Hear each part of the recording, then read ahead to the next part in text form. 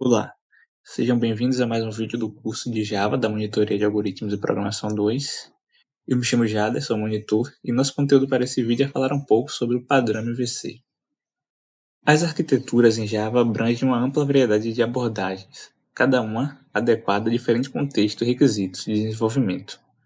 Essas estruturas organizacionais são fundamentais para orientar o design e a implementação do sistema, proporcionando benefícios específicos a depender da necessidade do projeto.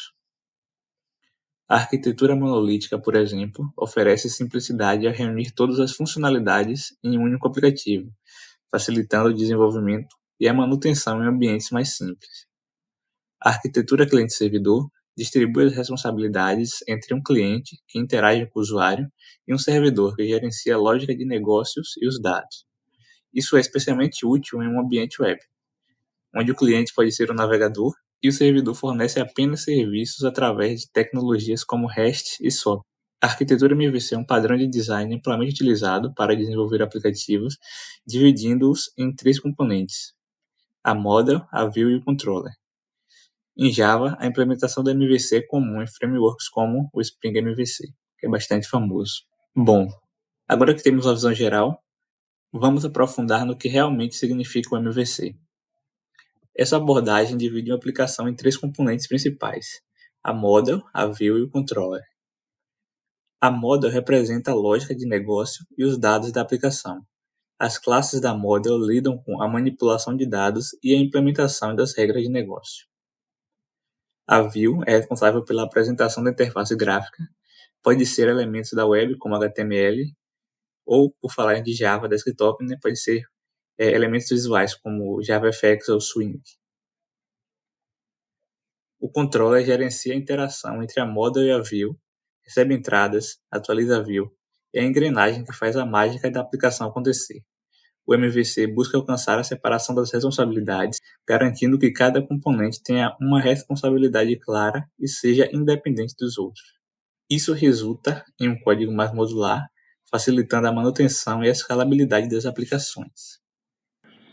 A model é responsável por representar a lógica de negócios e os dados subjacentes à aplicação. Ele consiste em classes e componentes que lidam com a manipulação de dados e implementam as regras de negócio específicas do domínio da aplicação. O que está incluído na model? Classes de dados representam as entidades do sistema e suas interrelações, lógica de negócios, implementações das regras específicas da aplicação, acesso a dados, comunicação com fontes de dados como bancos e outros. As responsabilidades da model são manter e gerenciar o estado da aplicação, executar operações relacionadas à lógica de negócios, notificar a view sobre alterações nos dados e também forma a base da aplicação, representando a verdadeira essência do sistema.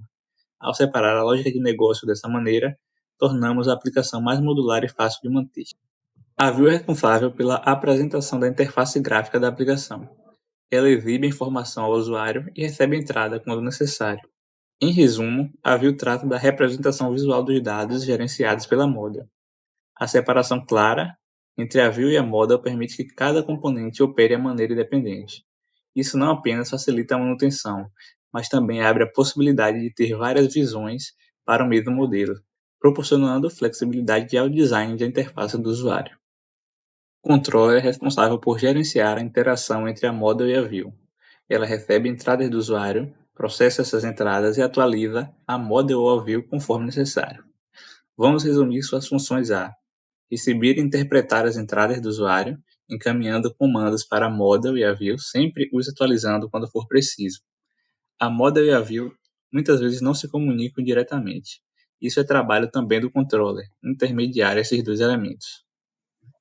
Um exemplo prático é: se o usuário clica no botão na interface gráfica, o controlador precisa capturar esse evento, muitas vezes com a ajuda da view.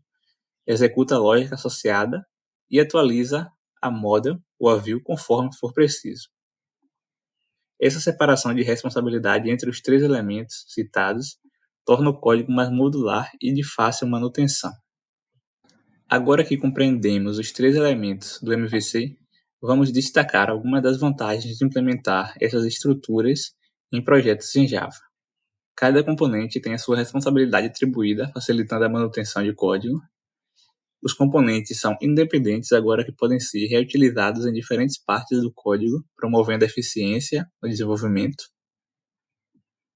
Cada componente pode ser testado de forma isolada, facilitando os testes unitários e melhorando a confiança no código. E à medida que cresce, a arquitetura MVC oferece uma estrutura escalável e organizada, facilitando a adição de novos recursos sem comprometer a estrutura já existente. É uma curva de aprendizado necessária no desenvolvimento de um engenheiro de software. Os projetos pequenos ou mais simples, a estrutura MVC pode ser um pouco excessiva, adicionando camadas de separação de preocupações que podem não ser necessárias naquele contexto, tornando o código mais verboso, quando na verdade não é preciso. Dependendo da implementação, pode haver um acoplamento potencial entre a view e o controller, o que pode dificultar a modificação de um componente sem afetar o outro. Embora o modelo MVC ofereça diversas vantagens, é importante também considerar o outro lado dessa moeda. No contexto dos alunos de algoritmos 2 da UFS, onde eles vêm de uma abordagem mais procedural no primeiro semestre, atualmente com Python, pode ser uma dificuldade abstrair o entendimento de MVC, onde o código fica mais espalhado entre os pacotes.